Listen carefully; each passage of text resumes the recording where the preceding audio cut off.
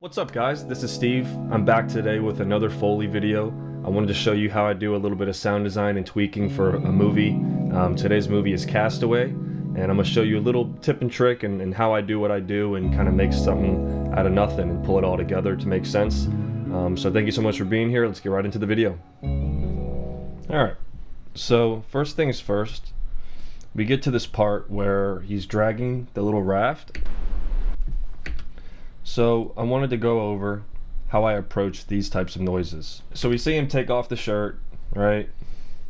You can assume that it's sopping wet, okay? Maybe filled with sand. And he drops it on this raft. Takes a couple steps, boom, take off the sock. And you can hear kind of what I did there. So with something like this, the noises that I have are simply just fabric. It's fabrics that you can flap in the wind, it's stuff that you can crumple, it's materials that sound like a shirt, sound like heavy linen, you know, sound like heavy wool, whatever you want to say. So the noise that I use here, I actually went ahead and just duplicated it and put it right in here and kind of changed my arrangement. And changing the arrangement allows for different layering, I think, and it allows you to kind of manipulate things a bit more. So let's go ahead and unmute, and I'll show you what it sounds like from this point, just when he takes the shirt off and drops it on the raft, okay?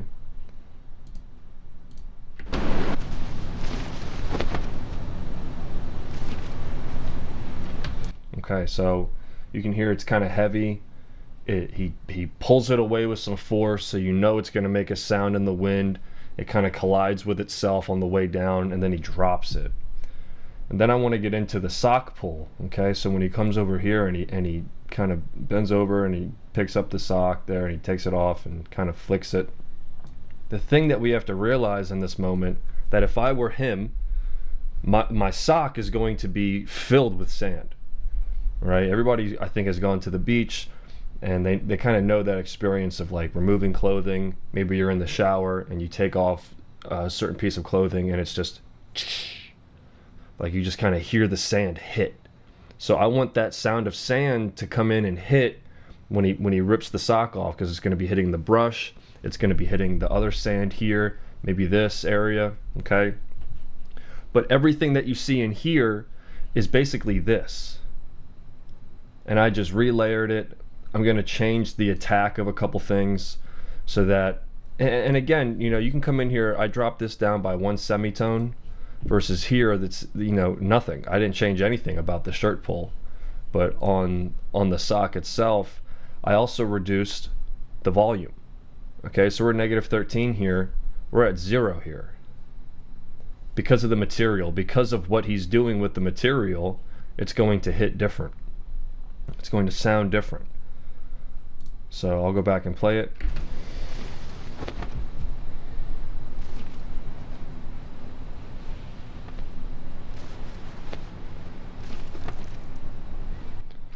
Beautiful. And you can hear the sand kind of scatter. It doesn't need to be a lot. You know, I can even, and this is like a dust fall. It's not even sand.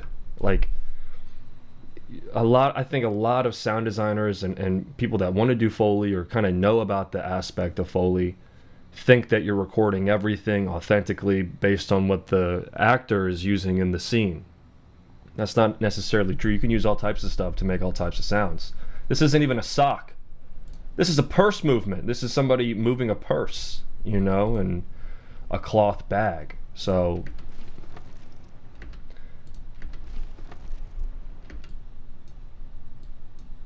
and I can even have it extend out a bit more because maybe the sand is really flung.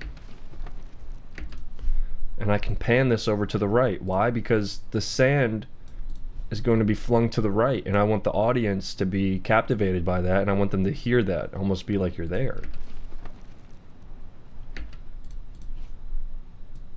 Maybe not that much. We can kind of have it decay as well, because it's going to hit hard when the sand initially hits, but then it's going to kind of taper off.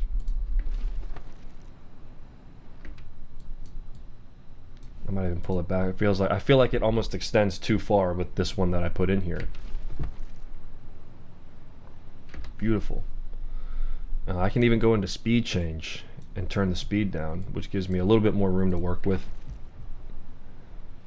Beautiful.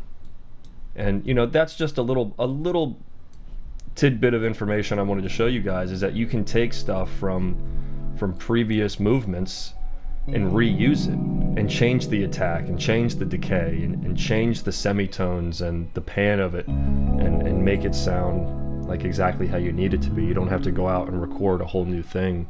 If you feel like you can make it work, then make it work.